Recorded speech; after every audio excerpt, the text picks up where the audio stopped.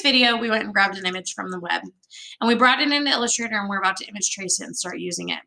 But let's talk about copyright for a moment. This picture may be subject to copyright.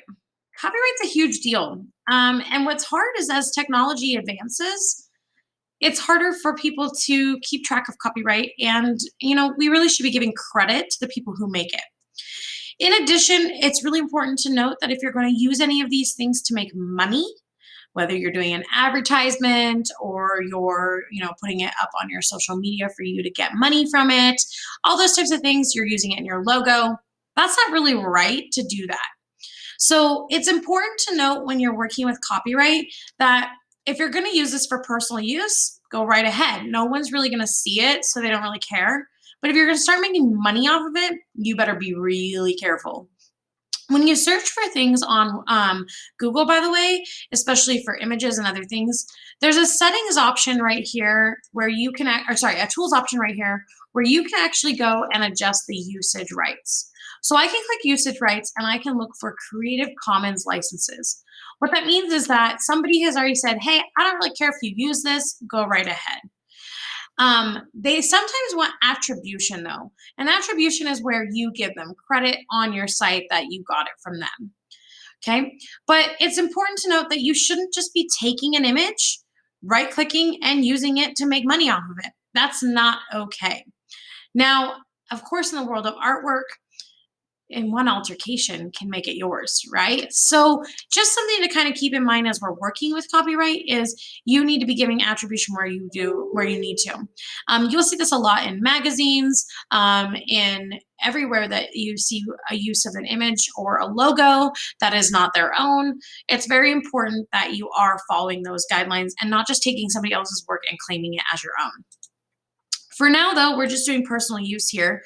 So what we're going to do is I'm going to take this and we're going to image trace it. So under properties here, I'm going to go ahead and move my little guy and I'm going to image trace this.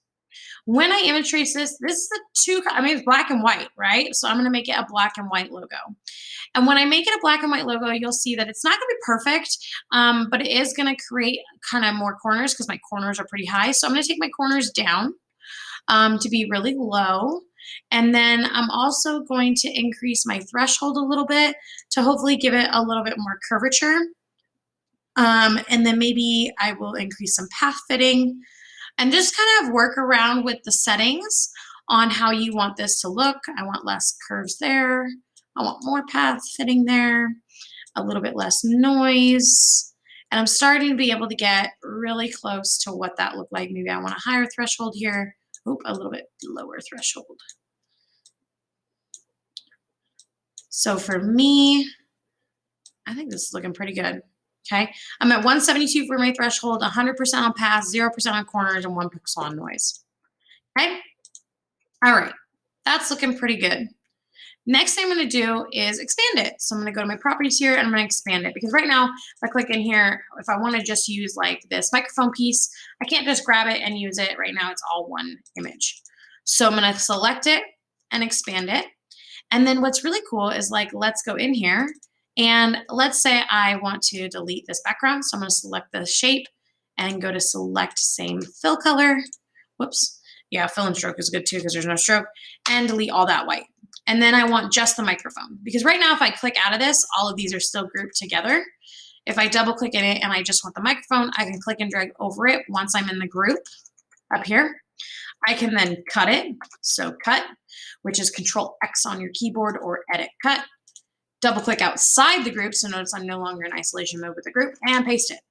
Because when I paste it, now it's its own little thing and I can use it however I want. So this is a really quick way to vectorize it.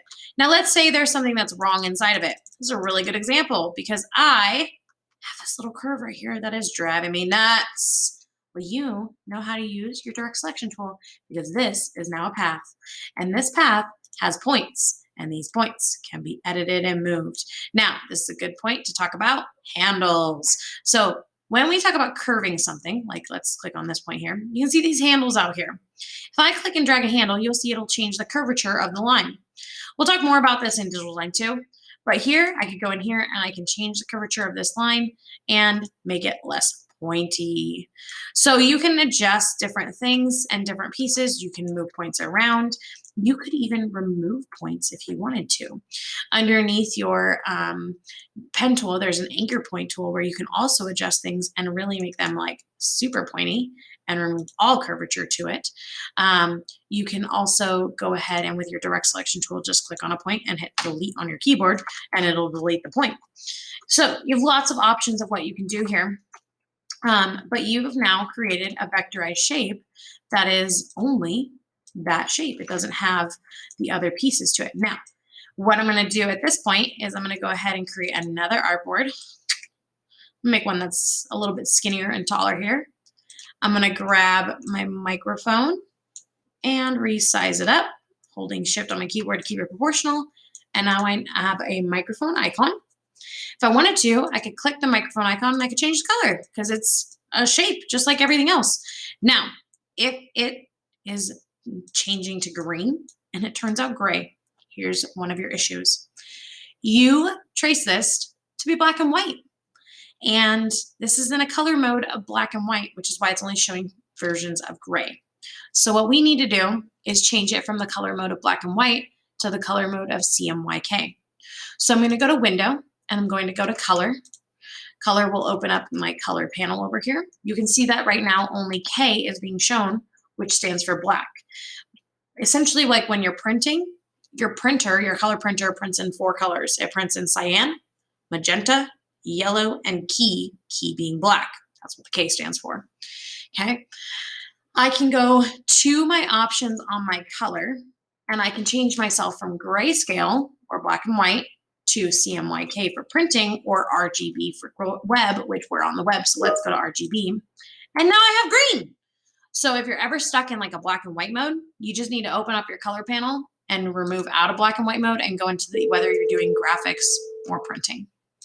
And go ahead and save this because you've got some great image traced images.